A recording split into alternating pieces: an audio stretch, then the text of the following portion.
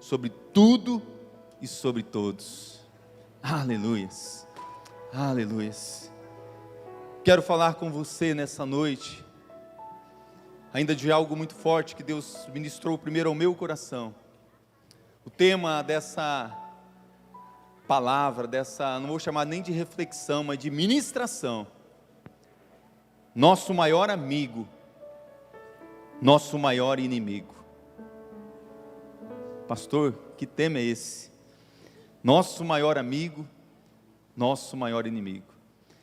Eu tenho certeza que se eu perguntar para as crianças, e eu fiz esse exercício hoje na hora do almoço, né? Eu vi que as crianças estão espertas demais. E talvez a primeira coisa que veio na sua mente é igual das crianças. Quem é o nosso maior amigo? Talvez já venha para você assim, Jesus Cristo. Jesus Cristo. E o nosso maior inimigo? O carijó, o caramunhão, Satanás, o diabo, o coisa ruim, o tranqueira.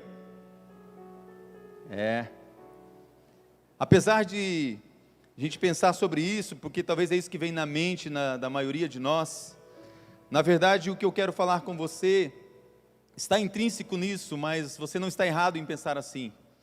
Mas eu quero falar com você algo que fala de uma grandeza que o nosso maior amigo Jesus, ou a verdadeira grandeza que Ele quer trazer para a minha vida e para a sua, que faz toda a diferença para vivermos uma vida de vitória em todos os aspectos. Podemos afirmar então que o nosso maior amigo Jesus Cristo, Ele tem a verdadeira grandeza, e eu vou chamar a verdadeira grandeza de humildade. Inclusive na noite da ceia foi o dia em que Jesus mostrou essa humildade também, lavando os pés dos discípulos. Mas não só isso, mas podemos também dizer que o nosso maior inimigo, ele tem a verdadeira abominação: orgulho.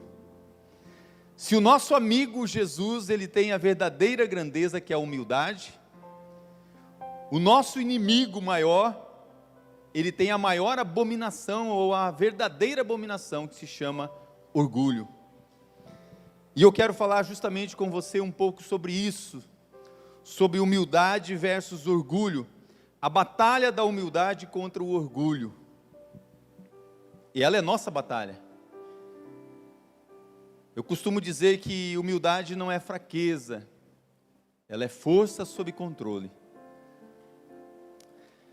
A humildade é uma característica desejável, principalmente de quem é cristão. A humildade, a maioria das pessoas e dos cristãos querem ter a humildade e ser visto como pessoas humildes. Até querem essa bem-aventurança, porque Jesus falou: bem-aventurados humildes. O mundo, ele está pronto para aplaudir as pessoas humildes.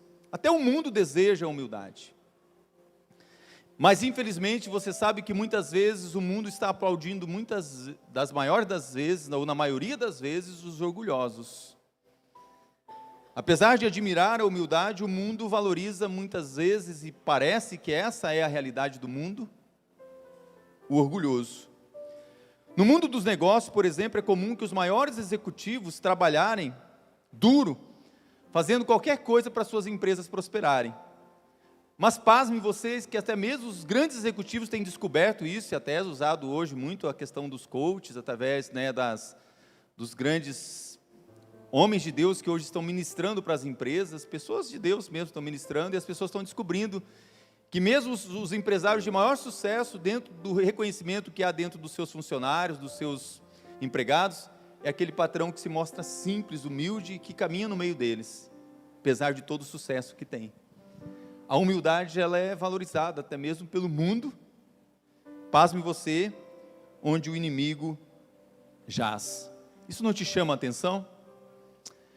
Abra sua Bíblia em Filipenses 2, versículos 5 a 11, eu quero ler com você, porque para mim Filipenses 2 tem um exemplo de Cristo de maior humilhação, mas onde Ele mostra toda a sua grandeza.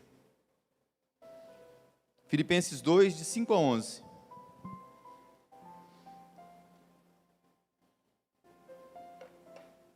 Mesmo assentado, mas com toda a reverência. A partir do 5.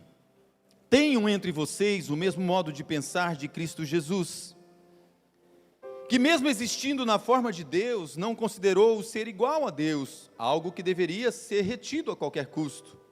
Versículo 7. Pelo contrário, ele se esvaziou assumindo a forma de servo, tornando-se semelhante aos seres humanos e reconhecido em figura humana. Versículo 8.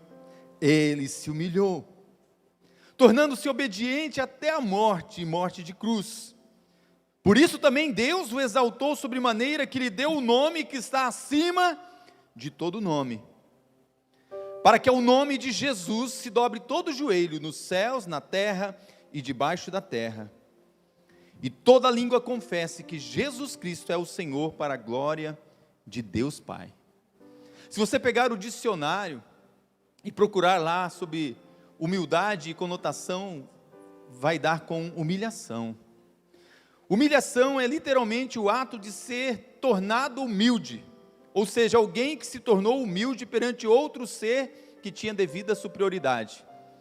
Alguém te humilha, alguém te humilhou porque ele se acha superior a você. E você é humilhado por isso, porque alguém é superior. Mas no caso de Jesus, que mesmo ele sendo superior, mesmo não tendo ninguém superior a ele se humilhou. Você entende? A grandeza de Cristo. Ele se esvaziou, tomou forma humana, o verbo virou gente, habitou entre nós, vimos a glória dele como a glória, não a dele, a glória do Pai. Ele se esvaziou, tomando a forma de homem, mas não só isso, tomou a forma de homem, mas de um homem sofredor, de escravo, de servo. Então eu quero dizer para você e afirmar que a verdadeira grandeza está na humildade, característica do teu Senhor, do meu Senhor, Jesus Cristo. Humildade é a verdadeira grandeza. Você já notou que a maioria das pessoas tem grande interesse em parecer humilde? A Bíblia já falava que muitos até queriam se parecer humilde. Mas por que a humildade seria tão importante, ou melhor, o que é ser humilde de verdade? Você já parou para pensar sobre isso? Nunca poderemos saber o que é humildade se não tivermos um bom exemplo como base. E eu quero dizer para você que a nossa base, o nosso exemplo maior, está em Jesus Cristo. Tudo que você precisa de exemplo não está no exemplo de homens piedosos que o mundo pode te apontar, de grandes empresários, de grandes líderes, de grandes filósofos, de grandes sábios. Ele está na palavra de Deus, na Bíblia, porque Jesus Cristo ele está em toda a revelação da palavra. Ele é a própria palavra. Então o bom exemplo de Cristo é a revelação dessa humildade. Parece que há em nós, eu não sei se você já percebeu isso, há em nós uma consciência de que a humanidade funciona e que ela é mais eficaz quando ela atrai a confiança e o respeito das pessoas. E você só pode atrair o respeito e a confiança das pessoas sendo humilde. Porque de outra maneira as pessoas, os orgulhosos, podem atrair o medo, um outro tipo de sentimento. Grandes líderes que até mesmo oprimiram o povo, aqueles liderados tinham muito mais medo do que respeito por aquele que o liderava. Mas é extremamente importante, impressionante, que você entenda que a humildade, ela tem um valor. Além de ter esse valor para as pessoas, e talvez você mesmo valorize a humildade, o valor maior está em Deus. Deus valoriza a humildade. Filipenses, o texto que acabamos de dizer, fala que Deus o exaltou sobremaneira. Deus exaltou o seu Filho, dando a ele a autoridade sobre todas as coisas, porque a maior grandeza de Jesus estava na forma humilde, como ele se colocou como filho diante do Pai. Isso é impressionante. Então saiba você que a humildade sempre vai atrair o olhar do Senhor sobre você, sobre a sua vida. Abra sua Bíblia em Isaías 66, versículo 2. A Bíblia vai dizer assim, que o homem é para quem olharei. Deus falando, o homem para quem olharei é este, o aflito, o abatido de espírito e que treme diante da minha palavra. A Bíblia fala que o olhar do Senhor é um olhar que Ele está sobre o humilde. A Bíblia nos destaca e nos mostra que o olhar do Senhor está sobre toda a terra. Nesse exato momento o Senhor está olhando para você. Você já parou para pensar nisso? O olhar do Senhor está sobre você. Você está atraindo o olhar do Senhor quando você apresenta um coração humilde diante dEle. Quando nós acabamos de participar da ceia e declaramos que é pelo sangue dEle, você está dizendo: olha, de mim mesmo eu não poderia nada. Tudo que eu tenho, tudo que eu sou é por causa de Ti, Senhor. Você atraiu o olhar dEle. Mas o que é humildade? Eu comecei a pensar sobre isso, e em termos práticos, precisamos entender em termos práticos que a humildade ela é alicerçada, ela precisa de um alicerce, e ela é alicerçada em 2 pilares, humildade. O primeiro pilar nós podemos chamar de santidade, a santidade de Deus, e o segundo pilar nós podemos chamar de pecaminosidade do homem, a pecaminosidade nossa. Portanto, é preciso ter uma consciência honesta dessas 2 realidades, da santidade de Deus e do quanto nós somos pecadores. Isso nos faz entender que precisamos ser humildes e não orgulhosos. Além disso, quando não consideramos esses 2 pilares, ficamos perdidos ao lidar com os perigos do orgulho. Porque o orgulho, ele se aflora no coração de uma maneira tão rápida que você jamais pudesse imaginar. É tão rápido como o orgulho é sutil para entrar. Se você olhar para a Bíblia, e quem é mais estudioso, né? Aqueles que aprofundam mais nos estudos, que não é o meu caso, eu gosto mais de contar história, né? O orgulho parece ter sido o primeiro pecado, antes mesmo do pecado de Adão e Eva. Verdade? Porque quando você olha, você vai ver que o orgulho motivou toda a rebelião de Lúcifer. Então olha como o orgulho é abominável. E eu posso afirmar para você, olhando para a palavra de Deus, que o orgulho é terrível aos olhos de Deus. Deus odeia o orgulho. Deus abomina o orgulho. As Escrituras o tratam como uma grande abominação. O ódio puro e santo de Deus está sobre o orgulho. Mas por que Deus odeia tanto o orgulho? A gente precisa entender isso, para entender a gravidade que é quando o orgulho começa a fazer parte da nossa vida. Deus detesta o orgulho, pois ele tenta ocupar exatamente a posição que Deus deveria ocupar no meu e no seu coração. Você entende por quê?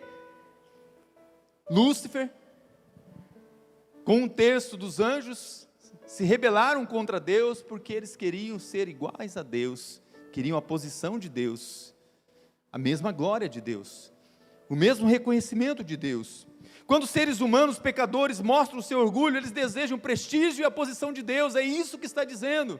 Quando homens querem ser reconhecidos por aquilo que eles fazem, por aquilo que eles dizem, pelos milagres que eles dizem realizar, pelas curas que eles dizem realizar, por aquilo que eu possa fazer,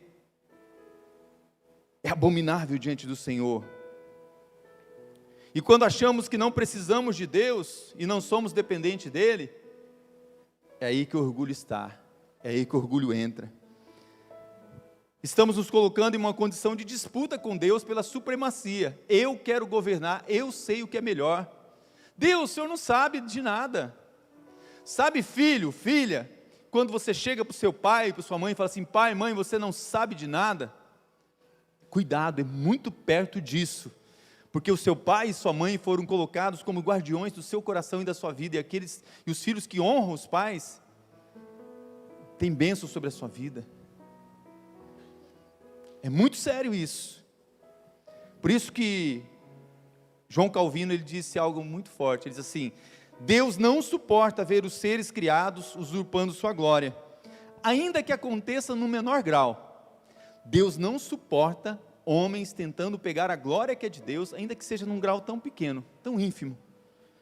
É intolerável para Ele a arrogância do homem, da mulher, do ser humano, de tentar ter a glória para si mesmo. Saiba você que o orgulho, apenas o orgulho, é capaz de dividir famílias, é capaz de dividir igrejas, capaz de dividir nações, é capaz de dividir o mundo, pelo orgulho. Por isso a Bíblia traz advertências sérias contra o orgulho, porque quando somos transformados, você é grato a Deus, e a gratidão sempre vai atrair a presença de Deus no seu coração. Que darei eu ao Senhor pelos benefícios que Ele me tem feito? Que darei eu ao Senhor pela presença dEle na minha vida? Tem uma frase que, como eu gosto muito de gratidão, você sempre vai ver eu falando alguma coisa de gratidão. Tem uma frase de William Shakespeare, ele diz o seguinte: a gratidão é o único tesouro dos humildes. Isso é lindo, né, gente? A gratidão é o único tesouro dos humildes. E ser grato traz uma grande inversão de valores, traz um nó na cabeça das pessoas. Sabia disso? Precisamos de uma grande inversão de mentalidade, de coração. Por isso que a palavra conversão é mudar a rota, é mudar a direção. E o nosso Salvador, Jesus Cristo, é o segredo da verdadeira grandeza, da verdadeira humildade. Eu acho que é por isso que ele chegou para Pedro e falou assim: Pedro, quando tu te converteres, Pedro, quando você inverter a sua mente, quando você mudar a sua mentalidade, quando você entender o que é a verdadeira grandeza, a humildade, você vai poder ensinar os seus irmãos. Lidar com orgulho nunca foi simples. Os próprios discípulos sabiam. Assim, pastor, mas isso aí acontece com quem não é crente. Não, gente, no meio dos crentes é o lugar mais perigoso. Porque o mundo já é do inimigo. O mundo lá, a disputa é a si mesmo. É normal para o mundo, mas para a igreja não é para ser normal. Por isso que Paulo falou na ceia: gente, quando vocês se reunirem na festa, espera um pelo outro, cuidam um do outro, né? Vamos, né? Mas você sabia que entre os discípulos tinha disputa? Pastor, tinha isso? Tinha. Eles chegaram ao ponto de falar: Senhor, lá no céu, você sabe que eu sou mais chegado seu, né? Eu ando mais com o Senhor, você sabe que sempre eu estou do seu lado, os outros às vezes furam, não vêm, e eu estou sempre aí. Dá para ter uma cadeirinha do meu lado, do seu lado? E o outro fala: já que ele vai sentar na direita, põe eu na esquerda, Senhor, põe eu do lado de cá, vamos pôr uma cadeira, né? E ainda assim, e tem mãe que ajuda, né? Ô Senhor Jesus, aí o que meu filho está falando é verdade, a mãe vai lá ainda interceder, né? Ajuda o meu filho aí, meu filho é tudo isso mesmo que eu estou falando. Então, os discípulos teve uma briga por causa disso, porque o orgulho estava entrando no meio deles.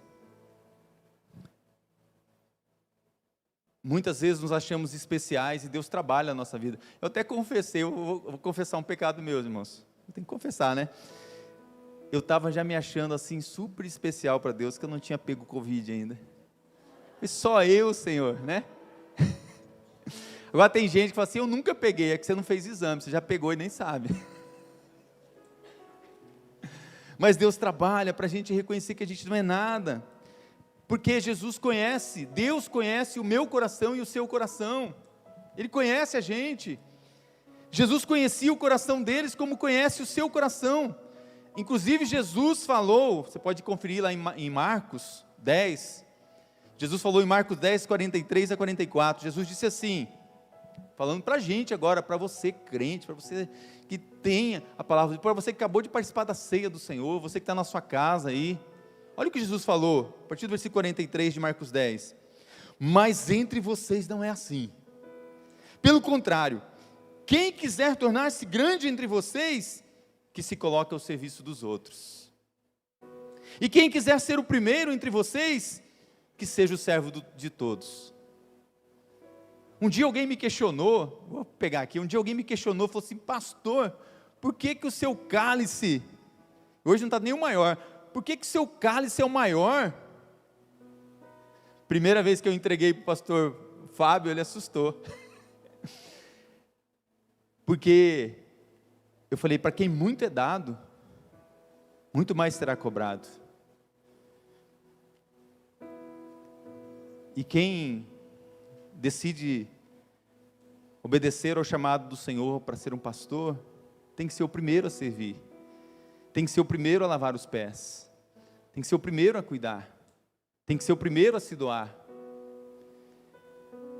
É eu me gastar e me deixar gastar pelo Senhor. Quem quer ser o maior, seja o primeiro a servir. Entre vocês não seja assim.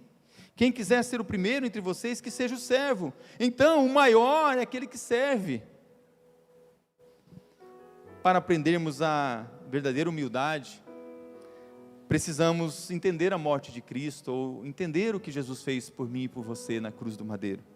Precisamos compreender o significado do sacrifício de Cristo, porque somente Cristo veio para dar a sua vida em resgate, seu e meu. Só Ele fez isso, outro não fez. Pela humildade dele, Ele nos ensinou em que consiste a grandeza aos olhos de Deus, e como fruto dessa humildade verdadeira, a gente começa a entender que prestamos serviço para os outros, a gente quer servir os outros. Sabe por quê? Eu falo que só pode falar de salvação para uma outra pessoa quem já é salvo, quem já recebeu.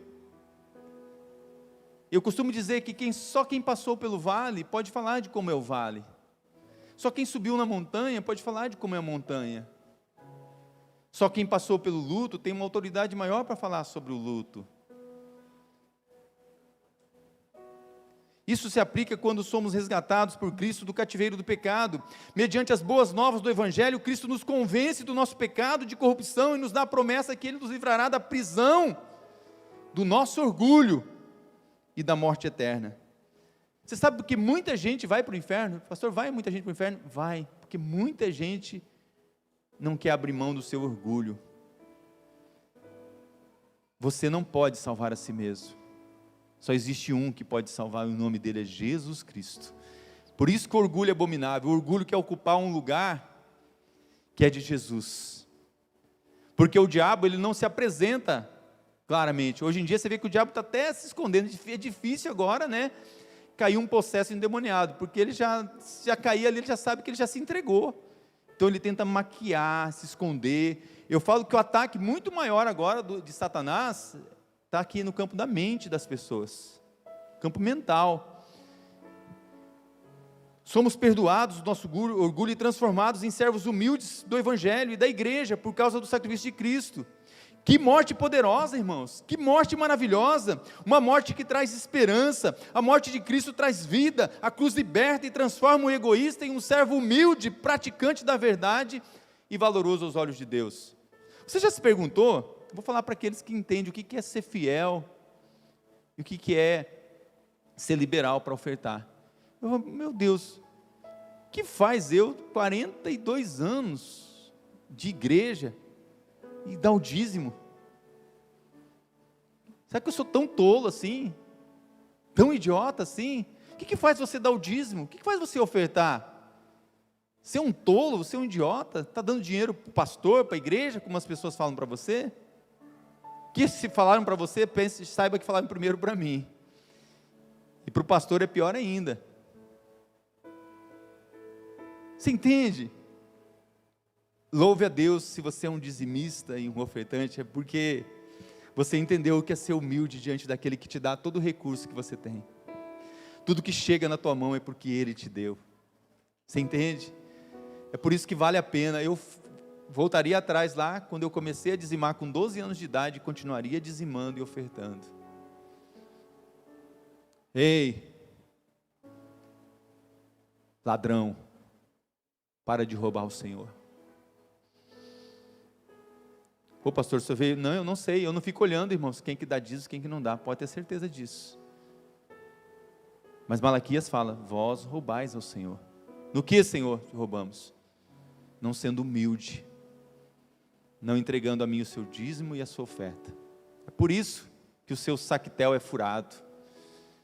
É por isso que a locusta, o migrador, o gafanhoto devora tudo que é para chegar para você. Aquele que recebe o salário, recebe num saco furado. Orgulhoso. Ah, então vou fazer um pacto lá com o caramunhão. Faz. E ele vai ser mamão na sua vida. Vai te dar as riquezas deste mundo, mas vai cobrar a tua alma, louco.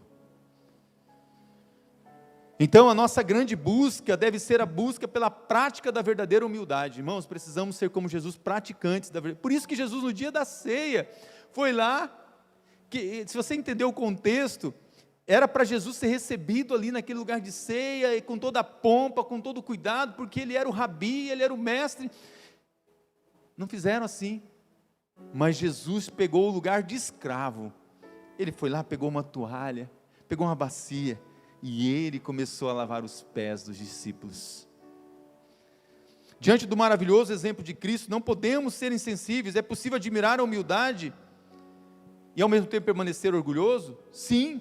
Você pode comprar um monte de livro de humildade e não aprender nada, porque não é uma questão de conhecimento, é uma questão de discernimento e de cair escamas dos seus olhos e de quebrar cadeias do seu coração pelo poder do Espírito Santo habitando em você. Você pode ler livros sobre humildade e não mudar nada. Mas como enfraquecer o orgulho e cultivar a humildade? Há diversas maneiras que podem nos auxiliar na disciplina do nosso coração contra o orgulho. O modo mais eficaz é refletir profundamente sobre a maravilhosa cruz de Cristo. A cruz nos lembrará da nossa indignidade. Cada vez que você olhar para a cruz, lembra de quem você é e de quem Jesus é, do que Ele fez por você. A cruz destrói a nossa injustiça própria, a nossa justiça própria, e nos dá um espírito quebrantado. Para cultivarmos essa humildade e dependência, devemos começar o dia reconhecendo a nossa necessidade de Deus. Você sabia que até o fato de você dormir é para você se tornar humilde? Eu gosto muito de citar, né? Desde criança eu aprendi com a minha mãe e eu ensino para algumas pessoas, né? Em paz eu me deito e logo pego no sono, porque só Tu, Senhor, me fazes repousar em segurança. Ó, aí vem o soninho. Eu durmo rápido, viu, gente? É testemunho. 3 segundos é meu tempo. Verdade. A não ser quando Deus quer me manter acordado por alguns motivos, aí é diferente. Mas o sono é para você lembrar que você é humano, que você precisa descansar, porque o teu Deus, Ele não se cansa, Ele não dorme, Ele não dormita, Ele sim está sempre presente, onisciente, onipotente, onipresente. Ele não dorme, Ele não se cansa, mas o sono é para você até dormir e ser humilde, fala assim, eu preciso dormir. Aí você acorda e fala assim, ô Senhor, obrigado porque as Tuas misericórdias se renovaram, não sei que hora da madrugada, mas se renovaram sobre mim, por isso eu não fui consumido. Aí você levanta e ora, oh Deus, abençoa o meu dia, que seja um dia abençoado, um dia protegido por Ti. Aí chega no final do dia, Deus, eu reconheço, eu não fui atropelado, não fui assaltado, não aconteceu nada, isso, aquilo, ou Deus, aconteceu tal coisa, mas o Senhor me livrou, o Senhor me protegeu, foram os seus anéis, mas ficaram os dedos. Você reconhece que você depende de alguém, que você tem alguém.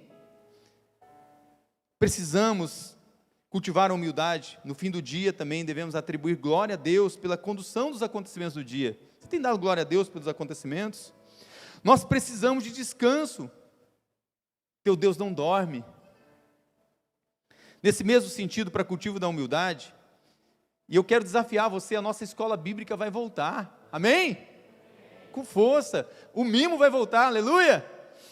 Inclusive, eu vou fazer um parênteses aqui, no final do culto, gente, precisamos de homens e mulheres que querem dar um tempo para investir nas nossas crianças. Vai ter o pessoal do mimo ali para você se inscrever para um treinamento sábado, não deixe de dar o seu nome. No final do culto eu quero falar de novo sobre isso. Mas é importante estudarmos para você entender a humildade, a escola bíblica faz a diferença na vida de qualquer crente. Eu falo que eu entrei no seminário, foi um deserto para mim. Graças a Deus, eu louvo a Deus pela escola bíblica. Na minha época era dominical, agora a nossa é dinâmica, né?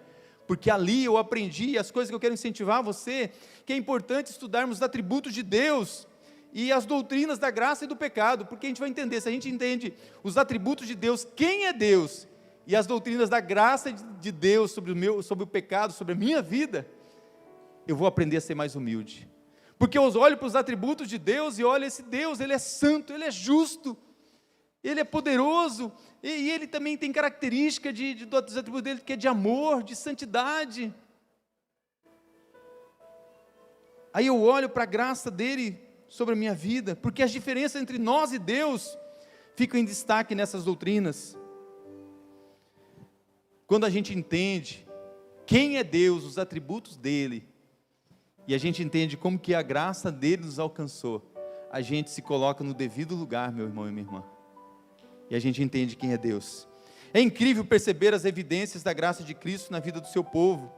Um bom exemplo disso é o apóstolo Paulo, quando ele olha para aquela igreja de Corinto, Ele não deixou se abater pela cegueira e o orgulho daquela igreja, uma igreja cheia de dons, uma igreja cheia de habilidades, uma igreja cheia de conhecimento, uma igreja cheia de manifestação do Espírito Santo, mas uma igreja orgulhosa. Paulo não se deixou abater. Essa evidência da graça de Cristo ao longo da história é o que deve nos motivar a buscar sinais na vida dos nossos irmãos. Mas como encontrar evidências na sua vida e na minha vida? Da graça e da humildade de Cristo. O Espírito de Deus sempre manifesta provas da graça na vida dos crentes. Sabe como? Através dos frutos do Espírito Santo na sua vida. Eu sempre destaco aqui na igreja uma outra coisa que é o que Billy Graham me ensinou, e pode ensinar você também, que na cruz do madeiro, Jesus Cristo resolveu o seu problema eterno. Então, humildade diante daquele que te dá a eternidade. Mas no Pentecoste, o Espírito Santo resolveu o nosso problema interno. Seja humilde para reconhecer que é somente pelo fruto do Espírito que você vai ser benigno, você vai ter fé, vai ter domínio próprio, que é a temperança, vai ter mansidão. Precisamos. E o Senhor capacita a gente ainda com dons específicos. Talvez Deus tenha um dom específico para vocês, talvez até te deu e você não está usando. O machado, quando ele não é usado, ele vai ficar embotado. O machado precisa ser usado. Quanto mais usa o machado, mais afiado ele fica. Quando Deus chama os seus filhos ao arrependimento, Ele dá a eles utilidade dentro do corpo de Cristo. Qual é a utilidade que você tem hoje dentro do corpo de Cristo? Se fosse igual eu e não fizesse nada, sabe o que iam falar para você, que já falaram para mim quando eu era moleque? Ladrão de oxigênio. Por que será que falaram isso para mim? Ri, né? Mas eu louvo a Deus porque eu não sou um ladrão nem você, viu, Fabiano? Ser um árabe maravilhoso. Gente, o que enfeita a igreja é a torre, o que enfeita o corpo é o nariz. Palavras com finalidade santa, transmite graça. Palavras de bênção na vida dos filhos, palavras de bênção na vida das pessoas, mudam destinos e mudam situações. Palavras assim vão de encontro à necessidade de transformação de cada coração. Olha, cada conversa, quando tem um propósito e por trás tem a humildade no seu coração, vai ter vitória, sabia disso? Você já pegou gente na igreja que ele é um legalista? Já? Gente, você vai falar assim, eu não suporto legalista. Gente, você tem que agir com legalistas, sabe de como? Em primeiro lugar, levar graça justificadora para o legalista. O legalista precisa de graça justificadora, sabia disso? O Senhor veio para os legalistas, que eles querem ver na lei sofrem demais. E Ele tem graça justificadora, assim, só eu posso justificar. Em segundo lugar, levar graça santificadora para aqueles que lutam contra um pecado constante. Tem graça santificadora para aqueles que estão lutando, seja com pornografia, qualquer luta que você tem. Tem a graça santificadora. E em terceiro lugar, de levar graça confortadora para aqueles que sofrem, ou seja, a graça do Senhor é para todos e da maneira como Ele quer apresentar, mas eu tenho que estar humilde diante do Senhor para reconhecer quem eu sou. Então, devemos orar assim, Senhor, ajuda-me a discernir que tipo de graça esse irmãozinho tão difícil, essa irmãzinha tão difícil precisa. Esse meu irmão, será que ele é legalista? Não vai falar para ele, tá? Mas me revela, ele é legalista? Então, Deus, eu vou orar agora por graça justificadora na vida dele. Deus, essa pessoa aqui, ele precisa agora ser mais santo. Ele vem falar comigo, ele manda no meu WhatsApp só coisas obscenas, nas rodinhas de conversa ali, as palavras dele não edificam nada. Deus, ele precisa de graça santificadora. Deus, essa pessoa vem falar comigo, todo o tempo está chorando, todo o tempo está ruim, todo o tempo é só tristeza, não consegue ver a alegria do Senhor. Deus, ela precisa de graça confortadora. Mas ora também, assim, talvez eu, Senhor, preciso dessa graça justificadora. Talvez eu, Senhor, preciso dessa graça santificadora. Talvez eu, Senhor, preciso dessa graça curadora. O orgulho nos engana e nos deixa inconscientes de falhas que muitas vezes as outras pessoas percebem na gente. Sabia disso? Então não fique bravo com alguém que chega e fala assim, meu irmão, eu vejo que você é isso, aquilo. Não, Deus está usando, né? Tem um negócio que alguém chega para você e fala assim, se a mulher chega para o marido e fala assim, você é um cavalo. Aí você fala assim, essa mulher aí é bruta comigo, como que me chama de cavalo? Aí vem o filho, pai, o senhor é um cavalo. Ó, já virou, já juntou com a mãe. Aí vem o outro filho e fala assim, pai, o senhor realmente é um cavalo. Fala assim, ó, quadrilha, já os 3 contra mim. Aí vem o quarto filho e vem o outro amigo, o cunhado, assim, não, realmente você é um cavalo. Cara, pega uma cela e já fala, põe em cima de mim. A gente não quer aceitar, a gente é orgulhoso. O orgulho nos engana. Acreditaremos nas nossas mentiras e concordaremos com as nossas próprias ilusões se não deixarmos Deus trabalhar no nosso orgulho. Gente, tem gente que acha que não precisa de ninguém. De verdade, eu falo que eu sou um privilegiado. O pessoal aqui da Memorial sabe como eu louvo a Deus pela Memorial. A Memorial é diferenciada, gente. Você que me ouve aí, a Memorial é diferenciada.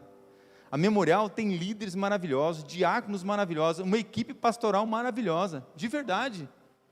Eu me sinto privilegiado demais. Deus é bom demais. Eu até pensei para falar sobre a nossa equipe aqui, das pessoas, eu me sinto assim como gigantes que me carregam para eu poder olhar lá na frente. Falei, como que? Porque o Isaac Newton falou o seguinte, ó, se eu vi mais longe, foi por estar sobre ombros de gigantes. Quero falar, viu, para a equipe pastoral, os pastores aqui dessa casa, vocês são gigantes. Vocês têm me ajudado a crescer e caminhar e ver mais longe. Eu louvo a Deus pelos pastores dessa casa. Louvo a Deus pelos diáconos que Deus tem nos dado. Eu louvo a Deus por você, líder. Louvo a Deus por cada intercessor. Se a gente consegue olhar mais longe, não é por causa da gente, que Deus coloca pessoas para nos ajudar. Devemos ser humildes para reconhecer que precisamos dos nossos irmãos, precisamos da igreja. É fácil dizer, né, irmãos? Mas não é fácil. Eu escolhi para fechar, porque não é fácil falar sobre isso, essa palavra de humildade. Eu escolhi um homem que no meu entender, ele é a inquietação do meu coração, ele é a inquietação de cada crente, do que nós estamos vivendo no mundo nesse momento. Eu comecei a pensar num homem chamado Abacuque, porque as indignações de Abacuque são as minhas indignações, irmãos. E muitas vezes o silêncio de Deus na vida de Abacuque, às vezes é o silêncio que tem para a minha vida, que tem para a sua vida. Porque é fácil dizer, mas é difícil ter uma perspectiva divina das coisas. Mas como Abacuque entendeu, este homem foi um profeta de Deus que teve de passar por grandes adversidades. As circunstâncias enfrentadas por Abacuque pareciam confrontar o caráter e os atributos de Deus. Se você leia uma hora com calma, Abacuque na sua casa, a história desse profeta, as coisas que ele falou, porque ao olhar para o povo de Israel, Abacuque vê um cenário de apostasia e desobediência, e o silêncio de Deus parece que era algo conivente. Irmãos, pensa para a realidade do mundo, das coisas que estão vivendo. Muitas vezes você fala assim, meu Deus, nós estamos vivendo uma apostasia. Cadê fulano? Desigrejado. Cadê ciclano? Desviado. Cadê fulano? Não quer mais saber de Deus, da igreja, de ninguém. Está magoado, está ferido. Cadê fulano?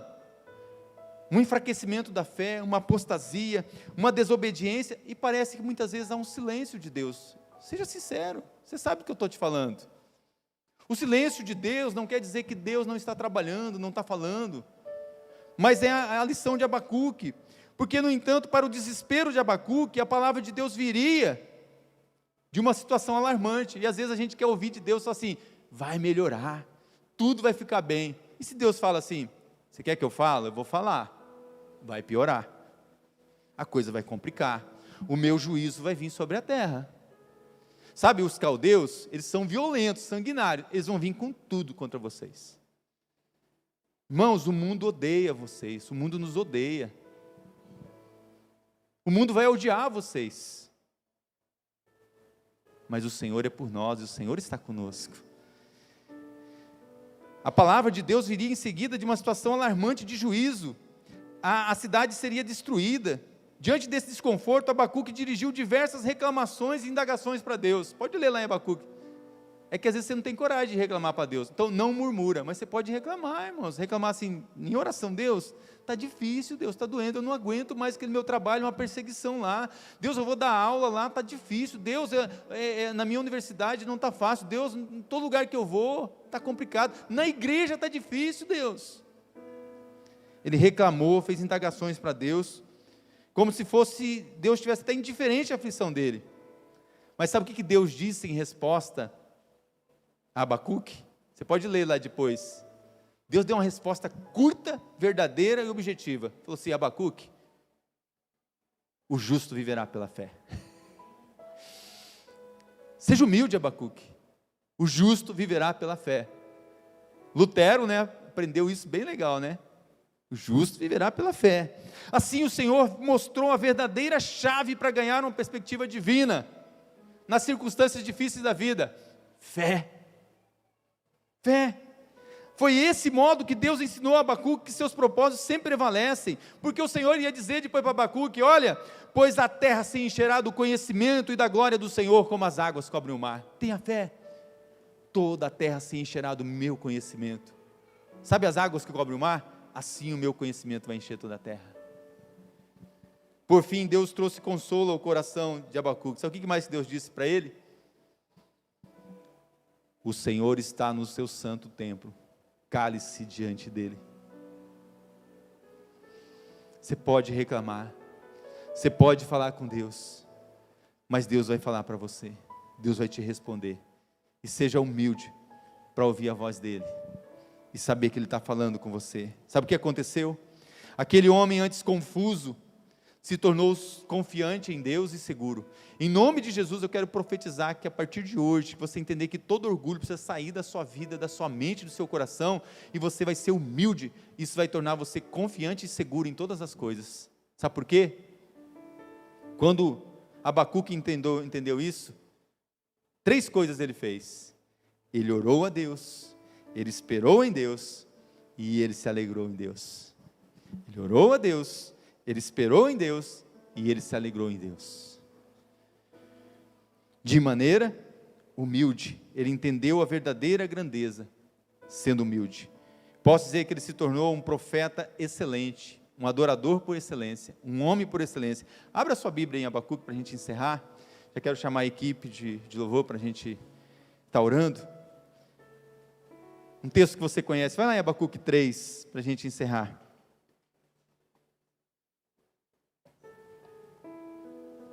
Onde estão os humildes aqui nessa noite? Levante sua mão assim. Pode levantar, ser humilde diante do Senhor, quer se humilhar diante do Senhor. Eu não vou falar aqui onde estão os orgulhosos, tá? O orgulho está caindo por terra nessa noite. O orgulho está sendo quebrado, para que Jesus possa entrar nesse coração e transformar a sua vida, a sua história. Abacuque 3, 17 a 19, assim: ainda que a figueira não floresça, nem haja fruto na videira, ainda que a colheita da oliveira decepcione, e os campos não produzam mantimento, ainda que as ovelhas desapareçam do aprisco, e nos currais não haja mais gado, mesmo assim eu me alegro no Senhor e exulto no Deus da minha salvação. Deus, o Senhor, é a minha fortaleza. Ele dá aos meus pés a ligeireza das costas e me faz andar nas minhas alturas. Preste atenção no que eu vou te falar por último. A história de Abacuque é a minha história, é a sua história, é a nossa história. A história de Abacuque nos serve de inspiração ainda hoje, quando lidamos com os problemas dentro de nós, à nossa volta, os problemas da nossa família, os problemas da igreja, os problemas da sociedade, os problemas do mundo. Precisamos da graça de Deus para nos confortar e motivar a orarmos, a esperarmos e nos alegrarmos no Senhor e saber que a fé vai nos sustentar. Esperamos e nos alegramos humildemente do Senhor. Eu te pergunto, como o seu filho te vê? Como o seu pai te vê? Como a sua mãe te vê? Como você vê o seu pastor? Como o teu pastor te vê? Como você deseja ser lembrado por seus filhos? Como alguém humilde? Ou como alguém orgulhoso? Preste atenção nisso. Presta muita atenção no que eu vou te falar agora. O legado mais eficiente envolve explicar para os filhos aquilo que eles já observam em nós. Você entendeu? O legado mais eficiente envolve explicar aos filhos aquilo que eles já observam em nós. Filho, sabe por que o pai vai na escola bíblica? Filho, sabe por que o pai vai nas vigílias? Filho, sabe por que o pai vai nos cultos? Filho, sabe por que o pai participa da ceia? Filho, sabe por que o pai dá o dízimo? Filho, sabe por que o papai dá a oferta? Filho, sabe por que o papai isso, papai aquilo? Filho, sabe por que você me viu de joelho? Filho, sabe por que a gente faz o culto doméstico? Filho, sabe por que a gente ora junto em casa? Filho, sabe por que aqui em casa tem só louvores? Filho, você sabe por que na geladeira do papai não tem cerveja? Não tem vinho, não tem bebida alcoólica, filho? É por causa de você, filho. Papai gosta até, papai gosta de uma manguaça, papai gosta de beber, mas papai não bebe, porque quer dar exemplo para você. Vai dar exemplo para os seus filhos, para os seus netos. Melhor você explicar aquilo que você faz de bom, do que aquilo que não tem explicação, que é abominável aos olhos do Senhor. Está me entendendo? Quem tem ouvidos, ouça. Deus deseja que sejamos lembrados como servos humildes. Nossos filhos devem saber que a verdadeira grandeza é a humildade. Devemos ensiná-lo que a verdadeira grandeza é a humildade. Vai ficando em pé no seu lugar. Sabe como que a gente faz isso? Eu não sei se alguém já fez isso em você. Você pode marcar no gabinete, porque tem que marcar, porque é tanta gente, né? Pode marcar um dia para a gente, os pastores vão ficar, a gente vai ficar só no gabinete, só com a bacia e uma toalha. Só para a gente lavar os pés de vocês. É mais fácil lavar o pé dos outros, sabia? Mas às vezes é difícil a gente ser humilde para receber primeiro. Pedro era tão orgulhoso, que ele viu lavando dos outros, falou assim, não Senhor, eu não, quem precisa mesmo é o João, Judas o Senhor sabe, né, ele que vai trair, Judas precisa mais. Pedro, se eu não lavar o teu pé, você não tem parte comigo. Opa Senhor, então não só o pé, lava o corpo todo. Vocês não precisam ser lavados senão os pés, porque o resto já foi lavado. Meu irmão, minha irmã, talvez você eu creio que você já foi lavado pelo sangue de Jesus, já foi salvo em Cristo, mas talvez a única coisa que Jesus quer lavar hoje, nessa noite, o seu pé, é seu pé. Sabe para quê? Para a gente começar a lavar o pé, um do outro. Primeira vez que lavaram meus pés, eu me acabei de chorar, porque a gente vê o quanto a gente não é nada. Aí foi muito bacana quando eu pude lavar o pé de outras pessoas, de verdade. Hoje eu prefiro muito mais lavar os pés das pessoas do que lavarem os meus. Sabe por quê? Porque eu já recebi tanto, e eu sou grato a Deus pelo que eu já recebi. Amém. Quero desafiar a Igreja Memorial, a gente orar, para esse ano a gente ser um adorador por excelência. Eu pedi para repetir a música que nós cantamos na virada do ano. Essa canção diz assim, quero dar o melhor de mim. Meus irmãos, quero desafiar você, a partir de hoje, dar o seu melhor tempo para Deus. Eu sei que você trabalha, vamos fazer esse objetivo, dar excelência no seu tempo.